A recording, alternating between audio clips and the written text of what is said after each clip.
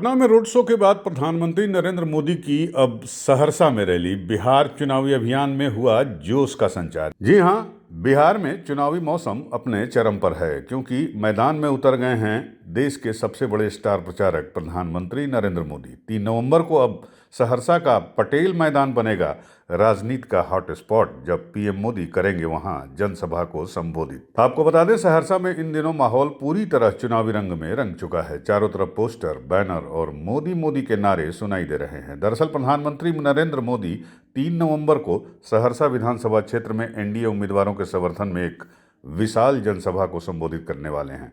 बताया जा रहा है कि इस जनसभा में सहरसा से बीजेपी प्रत्याशी डॉक्टर आलोक रंजन के साथ साथ कोसी की कई अन्य विधानसभा सीटों से एनडीए प्रत्याशियों के समर्थन में प्रधानमंत्री चुनावी बिगुल फूंकेंगे। सहरसा के पटेल मैदान में इस जनसभा की तैयारियां भी अब अपने अंतिम चरण में है। विशाल पंडाल, एलईडी स्क्रीन, बैरिकेडिंग, सुरक्षा के पुख्ता इंतजाम, सब कुछ युद्ध स्तर पर पूरा किया जा रहा है।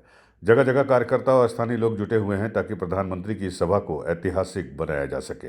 भीड़ के जोश का अंदाजा इसी से लगाया जा सकता है कि लोग अभी से जगह घेरने की चर्चा कर रहे हैं। मोदी जी को देखने का मौका मिल जाए, बस यही ख्वाहिश है, ऐसा कहना है वहाँ के मतदाताओं का। हाँ बताइए, पीएम का कार्यक्रम है क्या? देखिए, 3 तारीख को देश के यशस्वी प्रधानमंत्री आदरणीय नरेंद्र मोदी जी का सहरसा के पटेल मैदान में ऐतिहासिक जनसभा को संबोधित करेंगे। प्रधानमंत्री जी की जब सहरसा आगमन की सूचना हुई सहरसा वासियों में एक नया उत्साह का माहौल हुआ है, क्योंकि प्रधानमंत्री जी लगातार बिहार के विकास के लिए तत्पर थे कि बिहार कैसे आगे बढ़े, बिहार में कैसे विकास हो।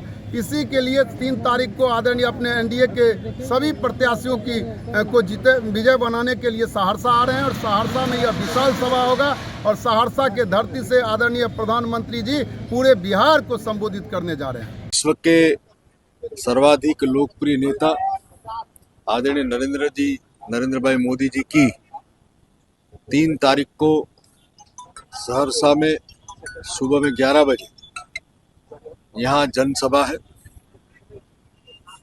माननीय प्रधानमंत्री जी के नेतृत्व में और बिहार में माननीय नीतीश जी के नेतृत्व में एनडीए सरकार के माध्यम से 2047 में जो विकसित भारत का संकल्प है वो पूरा करने के लिए डबल इंजन की सरकार पुनः भी बिहार में स्थापित हो।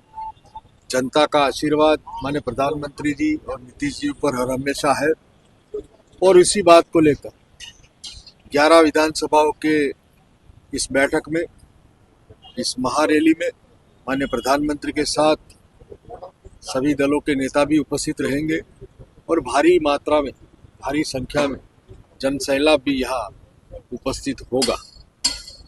2047 में जो विकसित भारत का संकल्प है, माननीय प्रधानमंत्री सबका साथ सबका विकास की बात करते हैं। सबका विश्वास और सबका प्रयास, ये 4 मूल मंत्रों के साथ में डबल इंजन की सरकार बिहार और केंद्र के साथ में मिलके बिहार को मजबूत विकासशील बनाने के लिए ये चुनाव में जनता का आशीर्वाद मिलने वाला है।